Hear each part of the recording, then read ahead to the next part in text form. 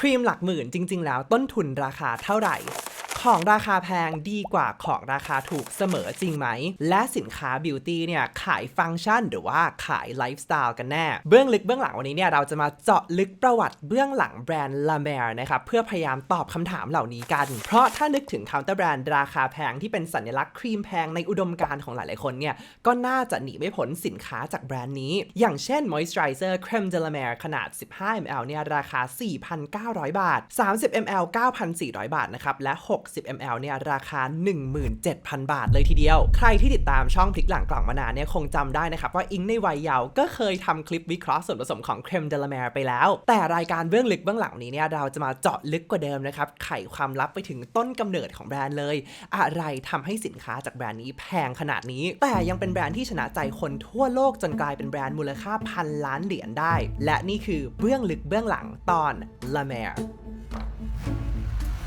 Chapter 1ที่มาของครีม La Mer เรื่องราวของแบรนด์ La Mer ที่เราทุกคนก็ได้ยินกันมานานแสนนานนะครับก็คือแบรนด์เนี้ยถูกก่อตั้งด้วยคุณดร. Max Huber นะครับในช่วงปี 1950s เขาเป็นนักฟิสิกส์อวกาศจาก NASA นะครับซึ่งในตอนนั้นเนี่ยเกิดอุบัติเหตุระหว่างที่เขากำลังทดลอง Rocket Stabilizer อยู่นะครับทำให้เขาเนี่ยมีแผลไหม้เต็มเลยไม่มีใครรู้ว่าไหม้ขนาดไหนนะครับแต่ว่าเอาเป็นว่าคุณ Huber เนี่ยเขาก็ใช้วิธีการในยุคสมัยนั้นจะหยูกยาใดๆก็ล้วนไม่ได้ผลนะครับจนทำให้เขาเนี่ยต้องลาออกมาเพื่อมาพักผ่อนพักใจนะครับในบ้านของเขาที่ซานดิเอโกเป็นเมืองที่อยู่ติดทะเลนะครับแล้วก็ด้วยจิตวิญญาณของนักวิทยาศาสตร์ในตัวของเขาเนี่ยก็เลยทำให้เขาเนี่ยคิดว่าถ้าเกิดในตลาดมันไม่มีสินค้าที่มันช่วยฉันได้เนี่ยถ้างั้นฉันผลิตของตัวเองขึ้นมาทำใช้เองเลยดีกว่าฮูเบอร์เนี่ยเขาก็ได้แรงบันดาลใจมาจากทะเลหน้าบ้านของเขานี่เองเขาสังเกตว่าสาหร่ายยักษ์หรือว่าซีเคลป์ที่อยู่หน้าบ้านเขาเนี่ยมันโตเร็วมากเลยนะครับวันละเป็น3ฟุตเลยต้องมีถึงแม้ว่าจะเป็นอาหารของสัตว์ทะเลแถวนั้นเนี่ยแต่ว่าเขาก็ไม่หยุดโตเลยคุณฮูเบอร์เนี่ยเขาก็สนใจ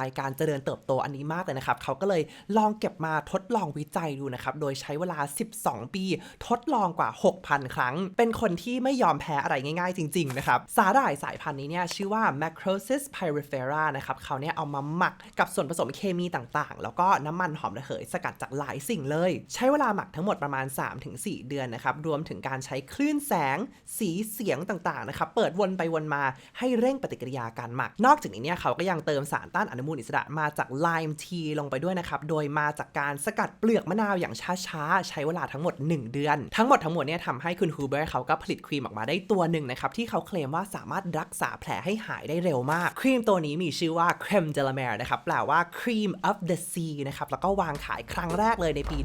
1965 Chapter 2 ครีมที่กินได้ป้ายลูกตาก็ได้ในยุคนั้นเนี่ย La Mer เขาใช้คำโฆษณาว่าครีมตัวนี้เนี่ยทำให้ผิวนุ่มชุ่มชื้นแล้วก็ทำจากธรรมชาติล้วนๆเลยคำที่เขาใช้อธิบายส่วนผสมต่างๆที่นำมาหมักเนี่ยเขาเรียกว่า Miracle Broth นะครับในวงการเซเลบยุคนั้นเนี่ยฮูเบอร์เขามักจะเข้าไปขายครีม La Mer ตามงานสังคมดาราฮอลลีวูดนะครับแล้วก็งานที่มีสื่อมวลชนเยอะๆโดยมีหลายคนที่ก็เคยดูฮูเบอร์พรีเซนต์ครีม La Mer แบบต่อหน้าต่อตามาแล้วนะครับพวกเขาเนี่ยก็มาเล่าให้ฟังถึงประสบการณ์สุดแปลกอย่างเช่นคุณ Ralph Rucci นะครับเป็นดีไซเนอร์ Haute Couture ชื่อดังในบทความของ Elle นะครับเขาบอกว่าทั้งสองเนี่ยเป็นเพื่อนกัน Ralph เล่าว่าตัวเองกับฮูเบอร์เนี่ยเจอกันครั้งแรกในงานอีเวนต์นะครับที่ West Village ที่นิวยอร์กเขาบอกว่า Max เนี่ยเริ่มกล่อมเราด้วยเรื่องเล่าของตัวเองนี่แหละพร้อมกับเอาตลับครีม La Mer เล็กๆไปวางไว้ที่โต๊ะของทุกคนบอกให้ทุกคนเนี่ยป้ายครีมเข้าไปในปากแล้วกินซะมันจะช่วยให้ระบบย่อยอาหารของพวกเขาเนี่ยดีขึ้นหลังจากนั้นเขาก็หันมาทางผมเห็นว่าผมใส่แว่นตาอยู่ก็เลยถามว่ามีปัญหาเรื่องการมองเห็นหรองั้นเอานิ้วป้ายครีมนิดนึง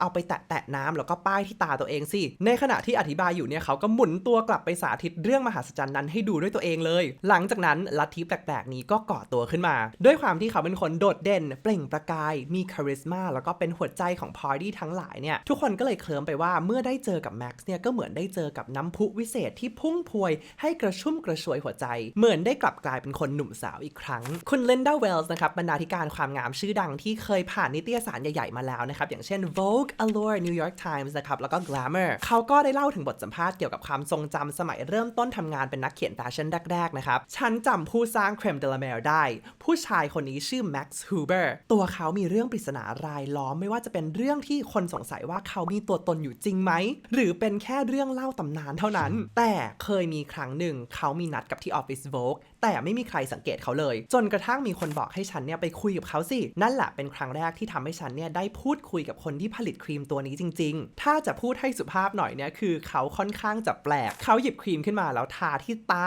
เพื่อแสดงให้เห็นว่ามันบริสุทธิ์แค่ไหนแล้วเขาก็กินครีมเข้าไปด้วยเพื่อจะพิสูจน์ว่ามันบริสุทธิ์จริงๆซึ่งฉันคิดว่ามันการละครมากเลยนะครับแต่สิ่งนี้เนี่ยมันก็ตลกเพราะว่าครีมนี้กลายเป็นที่บูชาของคนไปเลยยังมีต่อนะครับคุณ Felicia Milwix นะครับอดีตบรรณาธิการของนิตยสาร Glamour เสริมเรื่องของลินดาให้หนักแน่นกว่าเดิมด้วยตอนที่ฉันยังเป็นบรรณาธิการหน้าใหม่ที่นิตยสาร Mademoiselle นะครับเขาเล่าว่าตัวเองเนี่ยเป็นนักวิทยาศาสตร์อวกาศประสบอุบัติเหตุตอนทดลองเกี่ยวกับยานอวกาศฉันจำได้ว่าฉันถามคำถามนี้ออกไปเลยว่าคุณบาดเจ็บหรอดูไม่เหมือนคนบาดเจ็บเลยเขาก็ตอบว่านี่แหละคือเหตุผลที่ตัดสินใจทำครีมตัวนี้ขึ้นมาเพราะหาวิธีรักษาไม่ได้เลยเขายังกินครีมให้ฉันดูเลยว่าออร์แกนิกทุกอย่างจริงๆนะครับมันเลยกลายเป็นจุดเริ่มต้นของแนวคิดของเขาว่าถ้าฉันกินได้แล้วมันส่งผลดีต่อฉันผิวฉันมันก็ต้องเลิศเหมือนกัน Chapter 3ครีมผีบอกสิ่งที่น่าตกใจมากๆเลยนะครับก็คือตลอดระยะเวลาที่ฮูเบอร์เขามีชีวิตอยู่เนี่ยเขาไม่เคยจดสูตรเอาไว้หรือว่าบอกสูตรวิธีการทำเครมเดลาแมร์ให้ใครไว้เลยแม้กระทั่งคุณมอร์ลี่ที่เป็นลูกสาวของฮูเบอร์ที่ช่วยคุณพ่อทำงานอยู่เป็นประจำเนี่ยก็ไม่รู้วิธีทำสูตรเช่นกันสูตรต้นตำรับของ Miracle Broth เนี่ยถูกฝังไปกับร่างของคุณฮูเบอร์เมื่อเขาเสียชีวิตในวันที่5 November ปี 1991วันเกิดเดียวกับอิงเลยฉันเองผู้คิดค้นละแมร์มาเกิดใหม่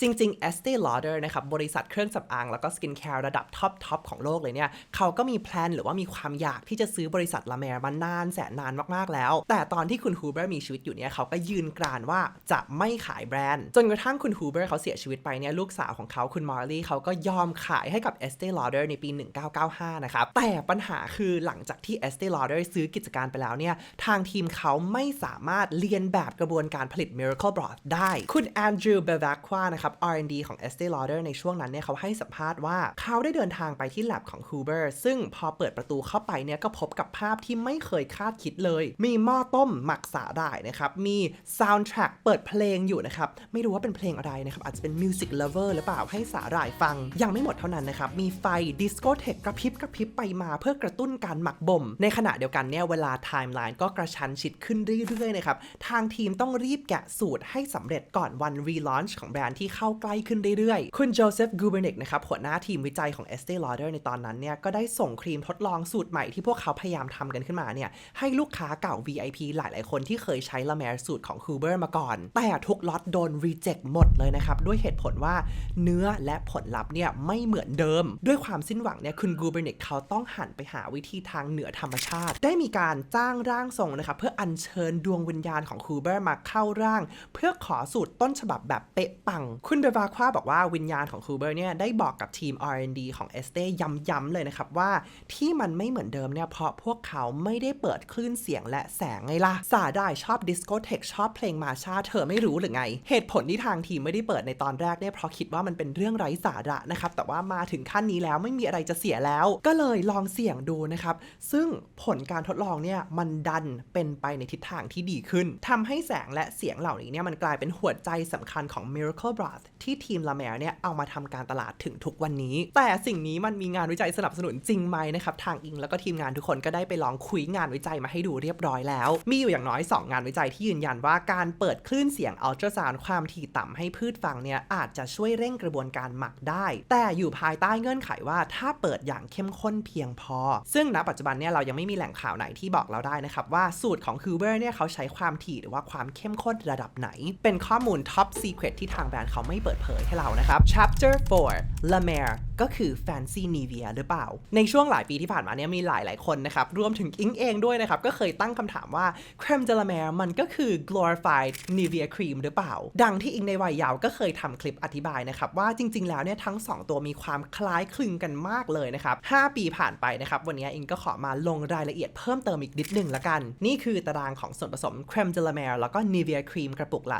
138 บาทนะครับส่วนประกอบหลักเนี่ยแทบจะเหมือนกันหมด 100% เลยนะครับถึงละ La Mer จะมีสาหร่ายตัว Miracle Broth ที่เพิ่มเติมเข้ามาแต่ส่วนผสมหลักในทั้ง2ก็คือ Petroleum หรือว่า Vaseline เหมือนกันเลยนั่นแหละใดๆก็ตามทางทีม R&D ของ La Mer เขาก็บอกนะครับว่า Petroleum ที่เขาใช้เนี่ยเป็นเกรดที่สูงกว่าเราจะมาเป็น Petroleum เหมือนกันไม่ได้เขาบอกว่าใช้แบบ Ultra Purified Form นะครับที่ได้มาตรฐานตามตำราเภสัช Pharmacopoeia แห่งสหรัฐอเมริกานะครับหรือว่า USP โดยเจาะจงด้วยนะครับว่าสาหร่ายของเขาเนี่ยเป็นพันธุ์พิเศษนะครับ Macrosis Porphyria kelp นะครับและนำมาหมักแบบสูตรลับแบรนด์เล่าเรื่องบนหน้าเว็บด้วยนะครับว่ากระบวนการหมักเนี่ยเป็นเหมือนกับศาสตร์การเล่นแร่แปรธาตุหรือว่า alchemy เลยทีเดียวพูดง่ายๆว่าถ้าโลกนี้มีวัวชาวบ้านกับวัว Wagyu A5 นะครับเรื่อง Petroleum ก็ไม่แตกต่างกันจากอิงในวัยเยาว์สู่อิงในวัยรุ่นนะครับก็ผ่านมาจะ5ปีแล้วถามว่ามุมมองในเรื่องนี้เนี่ยมีการเปลี่ยนแปลงไปบ้างไหมถ้าพูดจากมุมมองส่วนตัวเลยนะครับของการอยู่ในวงการผลิตสกินแคร์มา5ปีแล้วก็เก็บเกี่ยวประสบการณ์จากการดูโรงงานผลิตสารระดับโลกที่ทำให้เคาน์เตอร์แบรนด์ระดับนี้มาแล้วเนี่ยแล้วก็การอยู่กับต้นทุนเคมีกับการผลิตสกินแคร์ให้หลายต่อหลายแบรนด์ทั้งถูกจนแพงนะครับอิงก็มีความเข้าใจมากขึ้นว่าเคมีมันมีหลายเกรดตัวที่แพงกว่าอาจจะมีความบริสุทธิ์มากกว่านะครับอาจจะมีคุณสมบัติที่ดีกว่าแล้วก็อาจจะมีความยั่งยืนต่อโลกมากกว่าแต่ถึงจุดหนึ่งเนี่ยอิงว่ากราฟของ benefit ที่ได้ต่อผิวเนี่ยมันไม่ได้เพิ่มสูงขึ้นอย่างมีนัยสำคัญแล้วเพราะว่ากราฟนี้มันเป็นกราฟล็อกนะครับหมายความว่าถ้าราคาแพงขึ้นเรื่อยๆเนี่ยสุดท้ายแล้วประโยชน์ที่ได้มันไม่ได้เพิ่มตามขนาดนั้นเพราะราคามันกลายเป็นเรื่องของไลฟ์สไตล์ไปแล้วนะครับไม่ใช่ประโยชน์ต่อสุขภาพผิวที่จับต้องได้แต่ว่าเป็นประโยชน์ต่อจิตใจแล้วก็ความรู้สึกที่จับต้องไม่ได้คล้ายๆกับการซื้อเสื้อผ้าหรือว่ากระเป๋าแบรนด์เนมนั่นแหละปัจจัยในการซื้อหรือว่ามุมมองกับคำว่าคุ้มค่าของแต่ละคนเนี่ยมันแตกต่างกันหมดเลยนะครับจากมุมมองส่วนตัวของอิงในการเป็นผู้ผลิตในวงการเนี่ยหนึ่งในสิ่งที่บ่งบอกหรือว่าสื่อถึงความคุ้มค่าได้มากที่สุดนะครับก็คือส่วนผสมของเขาเนี่ยมีงานวิจัยสนับสนุนจริงไหมซึ่ง Miracle Broth เนี่ยก็ไม่มีงานวิจัยที่ตีพิมพ์เป็นสาธารณะเกี่ยวกับสรรพคุณอยู่เลยมีเพียงโพสต์ของทางแบรนด์นะครับที่เล่าว่าได้เข้าประชุมงาน World Congress of Dermatology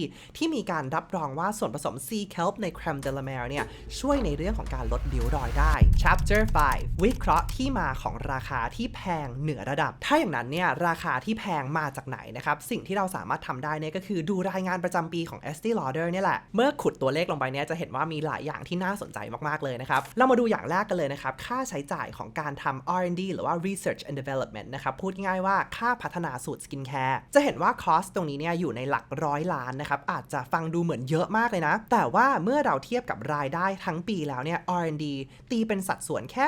2.2 ถึง 2.3% ของรายได้ทั้งปีแปลว่าจากรายได้ทั้งหมดที่เขาหาได้ใน1ปีเนี่ยประมาณ 2% ถูกใช้ไปกับ Research and Development แล้วค่า Cost of Goods Sold หรือว่า COG ล่ะสิ่งนี้คือค่าส่วนผสมทั้งหมดเลยนะครับรวมถึงสาหร่าย Miracle Broth ไฟดิสโก้นะครับลิขสิทธิ์เพลงมาชานะครับ Petroleum เกรดซุปเปอร์สูงที่ทางแบรนด์โฆษณาไว้ด้วยรวมถึงค่าแพคเกจิ้งแล้วก็ค่าแรงทั้งหมดที่ใช้ในการผลิตครีม1ตัวขึ้นมาตัวเลข COG เฉลี่ยอยู่ที่ประมาณ 4.4 พันล้านเหรียญต่อปีนะครับหรือว่าประมาณ 30% ของยอดขายพูดเป็นภาษามนุษย์เนี่ยก็คือสกินแคร์ในเครือ Estée Lauder โดยเฉลี่ยแล้วนะครับขายในราคาประมาณ3เท่าของต้นทุนการผลิต100 บาทขายประมาณ300กว่าบาทนะครับซึ่งทำให้กำไรขั้นต้นประมาณ200กว่าบาทนะครับหรือว่าคิดเป็นประมาณ 70% ของยอดขายแต่ต้องอย่าลืมนะครับว่าในเครือ Estée Lauder เนี่ยมีอยู่หลายแบรนด์ครอบคลุมหลายเซกเมนต์ของตลาดเลยนะครับตั้งแต่ Mass อย่างแบรนด์ The Ordinary ไปจนถึงตลาดกลางๆอย่าง Dr. Jart นะครับรวมถึงแบรนด์ Luxury อย่าง La Mer ถึงตัวเลขที่เราได้มาจะเป็นตัวเลขที่รวมทุกๆแบรนด์เข้าด้วยกันแล้วนะครับแต่ละแบรนด์เนี่ยจะไม่ได้เปิดเผยเดียวๆนะแต่จากประสบการณ์ผู้ผลิตในวงการเนี่ยอิงบอกได้คร่าวๆนะครับว่า Skin Care แบรนด์ตลาด Mass เนี่ยส่วนใหญ่จะตั้งราคาขาย 2-3 เท่าของต้นทุนแบรนด์ตลาดกลางหรือว่า Mid Range เนี่ยจะขายอยู่ที่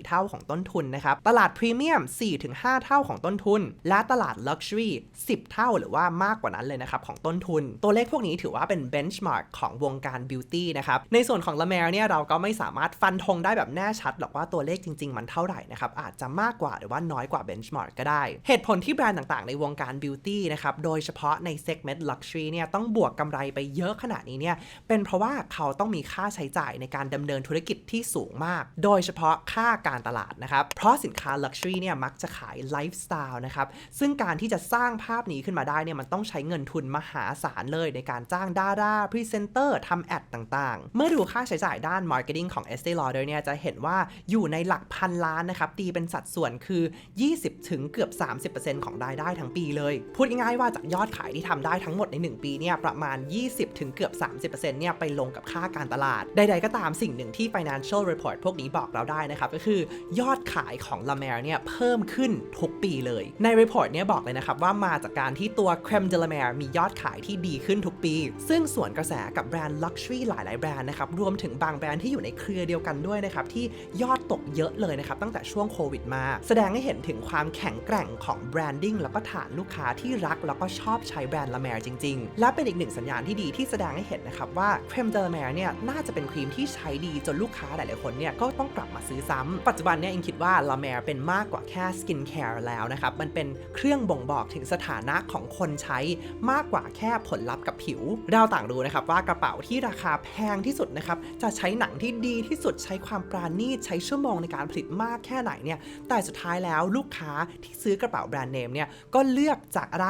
จากคุณค่าทางจิตใจแล้วก็ประสบการณ์ที่ได้รับตั้งหากซึ่งแน่นอนว่า La Mer สามารถมอบสิ่งนี้ให้กับผู้บริโภคได้อย่างสมบูรณ์แบบจริงๆทั้งเรื่องความคราฟต์ของส่วนผสมนะครับเรื่องประวัติความเป็นมาที่ยาวนานถึงแม้ว่าจะมีความคลุมเครือแล้วก็เรื่องเหนือธรรมชาติอยู่บ้างภาพลักษณ์ของความหรูหรานะครับแล้วก็ความรู้สึกของความประสบความสำเร็จเมื่อได้มีสิ่งนี้มาครอบครองสุดท้ายแล้วคำว่าคุ้มค่าเนี่ยมันเป็นอะไรที่ไม่มีใครสามารถตอบแทนคุณได้แล้วก็ไม่มีใครควร judge หรือว่าตัดสินการตัดสินใจของคุณด้วยเพราะประสบการณ์ที่คนหนึ่งเนี่ยจะมีต่อแบรนด์หนึ่งรวมถึงเงินทุนของแต่ละคนก็แตกต่างกันหมดเลยนะครับกระเป๋าตังค์ใครกระเป๋าตังค์มันนะครับผิวหน้าใครผิวหน้ามันแต่คำถามหนึ่งที่หวังว่ารายการในวันนี้จะทำให้หลายๆคนได้ตั้งนะครับก็คือสิ่งที่คุณจ่ายไปสำหรับสกินแคร์ราคาแพงตัวหนึ่งเนี่ยมันไปลงกับอะไรมากน้อยแค่ไหนเพื่อให้คุณมีข้อมูลมากขึ้นเพื่อตีความคำว่าคุ้มค่าสำหรับตัวเองแล้วก็หวังว่าจะมีข้อมูลหลายๆอย่างจากเบื้องหลังแบรนด์แล้วก็เบื้องหลังวงการผู้ผลิตนะครับที่ทำให้คุณเนี่ยเป็นผู้บริโภคที่ฉลาดเลือกมากขึ้นได้และเพื่อนๆทุกคนล่ะครับเคยใช้ครีมราคาแพงระดับตำนานหรือว่า